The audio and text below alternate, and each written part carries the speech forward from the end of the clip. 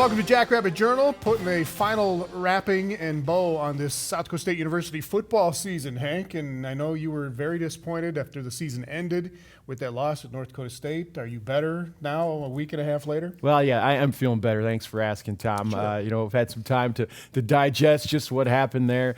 It seems like every other day I meet someone that I haven't had an opportunity to rehash the entire game with just yet.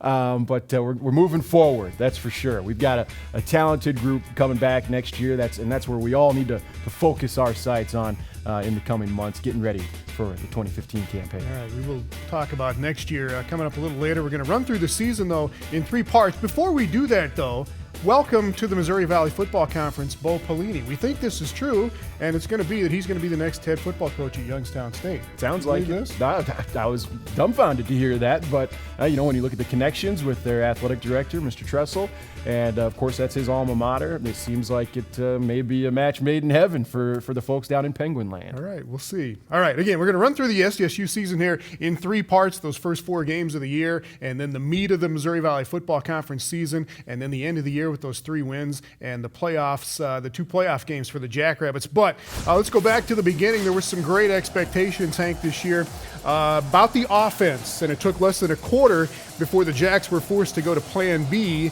in that season opener at Missouri. This, though, was the first run of the season for Zach Zenner. He goes 75 yards for a touchdown off that botched snap, and off on his way to another 2,000-yard season. He ends up with 103 yards and 2 touchdowns in this game against Missouri. But the story of the game, first quarter of the game, just the 11th offensive play of the season for the Jacks. Sumner on a scramble, and it didn't look like much, but a broken foot that would keep him out for the next 8 weeks of the season. And you're watching this game thinking, what? Oh my goodness, what could have just happened? Worst case scenario, your quarterback. Of course, one of your leaders of your team is one thing, but the guy calling the shots at the line of scrimmage on the offensive side of the ball, it was a devastating situation. And you go from that euphoria of Zach's big run to say, hey, we've got a shot in this game against an SEC foe, to the gutters and seeing your guy sprawled out there on the ground and not knowing what the future holds for the squad. Stunner, to say the least, and no one was sure at that time who the backup quarterback was even going to be. It turns out it was a sophomore who had only been on campus in Brookings for about 3 months. Zach Lujan comes in and fumbles on his second play as a Jackrabbit, but he did settle down. He composed himself. Lujan, 21 of 28, 239 yards in his SDSU debut. The Jacks drive 75 yards on their first drive of the second half, and they get within 3 points. It's 21-18 Missouri, but the Tigers run the ensuing kickoff back 100 yards for a touchdown, and they go on and win that opener by 20 over the Jacks. Jacks come back, though, and win the rest of their pre-conference games this year. They beat up on Cal Poly in the home opener. Lujan throws for 3 touchdowns. Trevor Wesley with a couple of nice catches for the Jacks. Zach Zenner, 193 yards, and the Jackrabbits score 21 points in the fourth quarter, and they beat Cal Poly 44-18. Come back, and they follow that up with another win over a Big Sky team on the road at Southern Utah. Shane Gottlob with an interception return for a touchdown. Said he just put his paw out, and it was right there. He runs it back for a score. That and the play at the end of the ballgame on a fake extra point attempt. Trey Carr breaks it up, picks it off, and takes it back for your run-of-the-mill 2-point after touchdown return. And the Jackrabbits win this game 26-6 at Southern Utah. And then back at Coughlin Alumni for the final pre-conference tune-up, a matchup with Division III Wisconsin Oshkosh. Zach Zenner with his first 200-yard game of the season. He goes for 209 and 3 touchdowns. Lujan hits Jason Schneider for 2 scores, and the Jacks score the first 38 points of the game. They win it 41-3 to get themselves to 3-1 going into the Missouri Valley Football Conference. So could have maybe had a chance at Missouri, but still got done what they had to do in the preseason. They sure did, and what they did was really respond to the amount of adversity that was in front of them, which was a heck of a lot, and which is pretty indicative, pretty consistent with a Coach Stiglmeyer coach team that we've seen over the past few years. Is that when things go wrong, they usually find a pretty good way to respond in a positive manner. So that was certainly something that was exciting and promising moving forward as you saw these young guys stepping up and making plays when they needed to. Lujan, he did get him through a good stretch of the season, and we will talk about about the conference season when we come back, though. Gets off to a horrendous start at Illinois State. We'll take you back to that nightmare and the first 5 games of the conference season after this. Jackrabbit Journal on Midco Sports Network is presented by Billionato.com.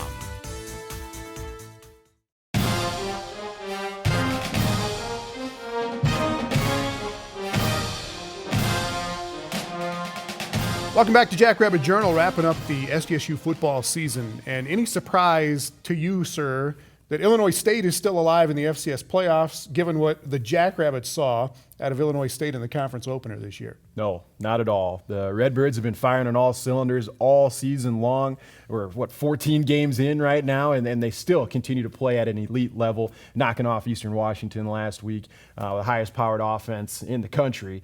The Redbirds have been extremely consistent throughout the entire season, and if I'm not mistaken, they're on the other side of the bracket, so there's a very good chance we could see an all-Missouri Valley Conference FCS championship game. Illinois State plays New Hampshire in the FCS semis this week, and the Redbirds, let's go back, they handed the Jacks their worst loss of the season in the conference opener. The Jacks, on their first 3 series in the first quarter, or 3 straight series in the first quarter, fumble, interception. Illinois State leads it 21-0 at the end of the first quarter. It's 38-3 at halftime. Marshawn Kopperich runs for 174 yards, 4 touchdowns, and he ends up winning the Conference Offensive Player of the Year award ahead of Zach Zenner, maybe based in large part on what he did in this game. One bright spot for South Dakota State, though, Jake Wieneke, 7 catches, 116 yards, and a touchdown. He starts a string of catching a touchdown pass in every conference game this season, and he did not win the Jerry Rice Award this year as the Freshman of the Year in the FCS, which is a stunner to both of us, isn't it? Yes, it certainly is. The Jerry Rice Award. You'd think it'd go to a wide receiver. I mean, granted, it's who had a great season. Who had a fantastic season, unprecedented within the Missouri Valley Conference. Flabbergasted, I guess you could say. But when you look at the competition, the young man who took it from Fordham had a heck of a campaign as well. But it's okay. It's okay. I'm not going to do what everybody expects me to do and just flip out. But there will be a sternly written letter, like I promised a couple weeks back, sent to that committee. Well, get on it. Wieneke goes on. He gets 3 touchdowns in the next game of the season for the Jacks. It's at home against Missouri State. The Bears, though, get out to a 28-10 lead in this game. But Lujan hits Wieneke for a score just before the half. 28-17 Missouri State at halftime. It's still 28-7 at the end of 3 quarters. But Lujan hits Wieneke again early in the 4th quarter. 3rd touchdown of the day for Wieneke in this game. Zenner then scores the go-ahead touchdown with 8 minutes to play, and the Jacks avoid an upset at home and win this one 32-28. So they're 4-2 at this point. And then one of the biggest wins of the season at Northern Iowa. This game had that incredible one-handed juggling catch by Jason Schneider. He had 9 catches in the ball game. Zenner was held to 80 yards on the ground, but he scores 2 touchdowns. And Justin Siravatka nails a 44-yard field goal to put the Jacks ahead by 3 with just under 2 minutes to play. The Jacks have 3 interceptions in this game, including one by Melvin Tavares on UNI's last possession. Jacks win at 31-28 to get to 5-2 on the season. And this had to be maybe the best win of the year for the Jacks, didn't it? Oh, it was a huge one at this point in the season. A tremendous victory on the road in unfriendly confines, a place that the Jacks really hadn't had all that much success in recent years. To go down there and really win in pretty convincing fashion, it certainly was a pivotal point for the Jackrabbits in this season to understand where they stood within the best conference in the country. So things are rolling nicely at that point, but then they had the letdown in the game at home on Hobo Day against Youngstown State. Wieneke, a touchdown pass for the 4th straight game in this one, and the Jacks have a 20-17 lead in the first half. But the Penguins get a touchdown pass from their freshman quarterback midway through the 4th quarter to go up 30-20. Youngstown passes for 256 yards in this game. That's the most allowed by the Jacks in the regular season. Lujan hits Zenner for a touchdown to get the Jacks back within 3 late in the game, and the Jacks get the ball back with 2 minutes to play, but they can't do anything with it. They allow a season-high 6 sacks in this game, and Youngstown wins it 30-27. And really, that sack total was way out of hand for most of the season. It really bit them in this game. It did, and it was really that kind of the low point for this offensive line, really the offensive unit. When, if you're unable to protect the quarterback, perhaps your quarterback is hanging onto the ball a little too long on a number of occasions, and receivers just aren't creating the separation that they need to. It was a tough loss at home in front of a packed crowd on Hobo Day. Certainly a step backward for the team at that point in time. All right, and that leads to Saturday, November 1st, exactly 9 weeks since Austin Sumner went down with that foot injury, and he makes his return against North Dakota State. And when he hits Jake Winicky down the sideline for a 42-yard touchdown, the Jacks are up 10-6 on the Bison at halftime. But NDSU has the ball for more than 21 minutes in the second half. They score on 5 straight possessions to regain the lead. TJ Lally had a career-high 20 tackles in this game, and Zenner runs for 96 yards, the most so far against the Bison, but NDSU wins it 37-17. The Jacks fall to 5-4 after back-to-back losses. And again, as it was last year, got into this position where they're going to have to win out the rest of the year. Right, and we're going to talk about how the guys responded, but for this particular game, we're talking about NDSU. The guys knew what to expect going up there, and there was a lot of really unknown coming into the game at kickoff as to whether or not number 6 was going to be ready to go. He ended up being ready to go and went out there and gave it everything he had, but he clearly wasn't where he needed to be at that point in the season in order to pull off the upset in the Fargo Dome. Would be much closer in the playoff game. We'll get to that. But 3 games left in the regular season, 3 wins to get into the FCS playoffs. You know what happens, but we'll show you how they did it coming up next.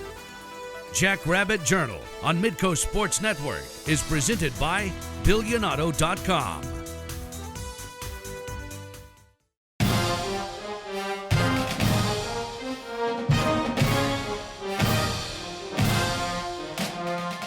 Well, now to the playoff push for the Jackrabbit football team this year. 3 games left in the regular season, and probably should have been playing for a top 8 seed, which was one of the goals, instead of playing just to get into the playoffs, huh? Well, that would have been great. Yeah, if you're living in fantasy land, perhaps in a video game, we're able to switch off that injury button for the season. Yeah, maybe they are vying for a conference championship and a first-round bye in the playoffs, but that's just not the way things played out this year. All right, hear ya. Anyways, the Jacks do get her done at this point. 2 big plays against Indiana State the next game up. Sumner to Winicky for 91 yards and a touchdown that ties the longest touchdown pass in school history. And Winicky with another 172 yards and 6 catches in this game. And then in the fourth quarter, Zenner blows open a kind of a close game at that point with a 94-yard touchdown run, second longest of his career. He goes for 193 yards and 2 touchdowns, sets a new Missouri Valley record with 57 total touchdowns on this run, and the Jacks beat Indiana State, and they're now 6-4 on the year. So 2 games left, starting with Western Illinois in the snow and the ice in Brookings, and the Jacks pound them with a season-high 547 yards total offense. Zenner goes over 6,000 career rushing yards. Sumner throws for 6 touchdowns and sets a new school record for career touchdown passes. Jake Winicky, 3 of those touchdowns in the third quarter alone, and he sets a school record with his 14th receiving touchdown of the season. And the Jacks score the most points ever against a Missouri Valley team with a 59-24 win. So, 1 more game to go. The South Dakota Showdown against the Coyotes, and Zenner on a 10-yard touchdown run to make it 7-0. Next possession, Sumner to Schneider, 14-0. And then Sumner to Winicky on the next possession, 21-0 at the end of the first quarter. 31-0 at halftime, and the Jacks win 37-14 to finish the regular season 8-4. And at that point, was there any doubt that they were going to get in the playoffs? Well, sure, there was a little bit of doubt. Nobody was 100% sure. But what we were for sure on is that the Jacks, they did what they needed to do with their backs against the wall once again to get themselves into the playoffs, which has really been the MO of this coaching staff and the guys that they keep bringing in year after year. All right, and the playoffs start at Montana State this year. The weather was nasty, so was Zach Zenner. One of his greatest games in a really long list of great games for Zenner. 254 yards rushing, 4 touchdowns on the ground. He had 2 catches for 72 yards and another touchdown, and the Jacks need every point that he can provide, really, as they hang on for a 47-40 win over Montana State. And it sets up a trip in the next game to Fargo, and because the NCAA pays travel costs, they like to regionalize things, keep those travel costs down. I'm guessing you think that is ridiculous, but that's the way it works out every year almost for the Jacks. Yeah, it's the business model, and so it's the world that we live in here in the FCS when it comes to the postseason. We should be happy that we do have the playoff system that we do have, because it gives everybody an opportunity who should be deserving to get in there and play for a conference championship. Yeah, we would have liked to maybe gone out and played somebody on the East Coast or even out West, perhaps where the competition isn't as stiff. But, hey, we played the cards that we were dealt and let the chips fall where they may. All right, at NDSU in the playoffs, Jacks get down 14-0 in this game, but they come back with 2 touchdown runs by Zenner to tie it at 14-14 at halftime. Zenner goes over 100 yards for the first time against the Bison, 133 yards, 2 touchdowns for Zenner. And the Jacks take a 24-20 lead with just over 3 minutes to play on a Sumner to Winicky pass. But the Bison drive down, they win it. Yeah. The season is over. Got to get over that Bison hump one of these years. At some point, yeah, it'll come. It always does. It's a cyclical pattern. There were a number of years where we had the Bison's number, I guess you could say, and it'll come around. It's just a matter of time. We just got to keep the faith and keep on plugging away, fellas. You're so positive this week. I love it. All right, the best backfield in school history has ridden off into the sunset now. So now what for the Jackrabbits? We'll talk about that next. Jackrabbit Journal on Midco Sports Network is presented by BillionAuto.com.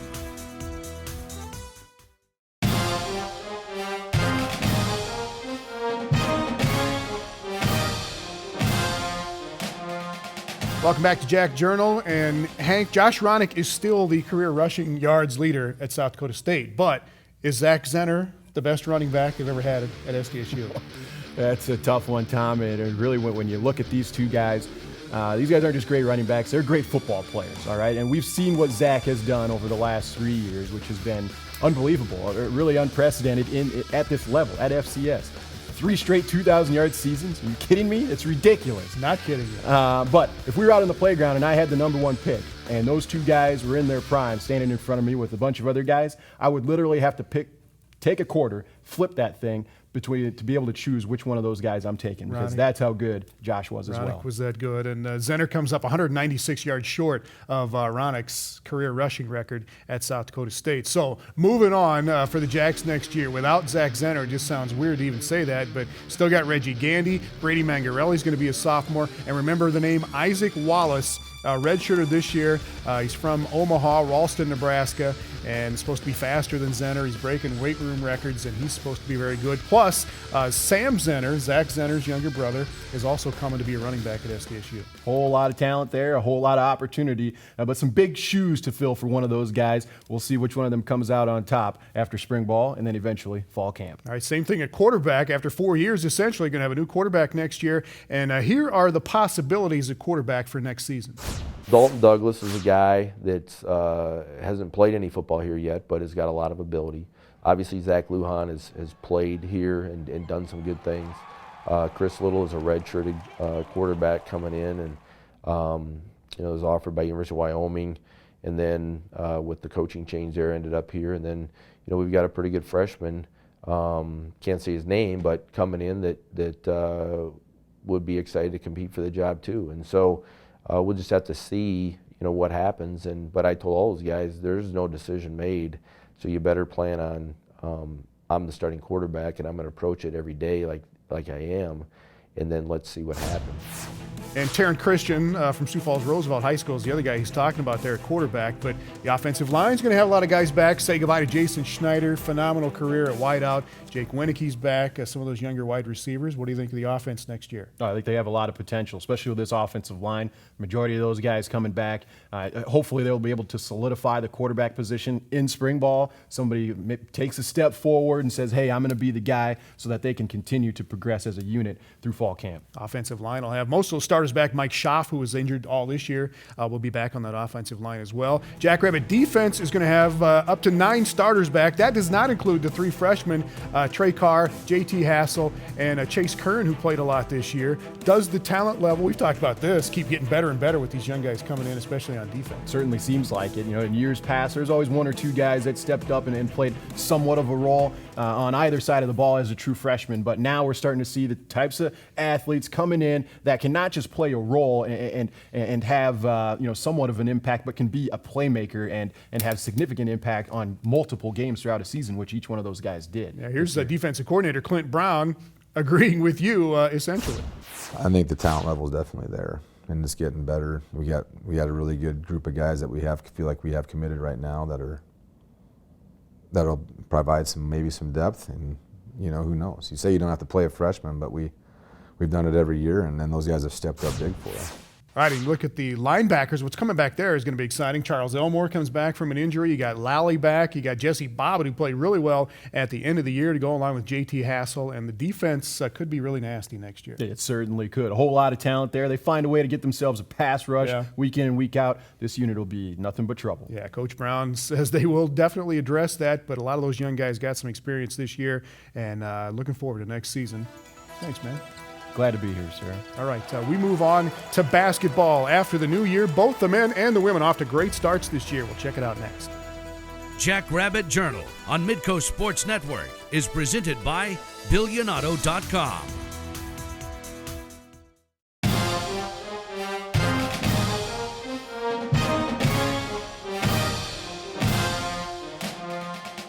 Starting on January 7th, we will be tracking Jackrabbit basketball here on the Journal. Weekly talks with Scott Nagy and Aaron Johnston. And the Jackrabbit women are doing their early season thing right now, playing some really good competition, beating some really good teams.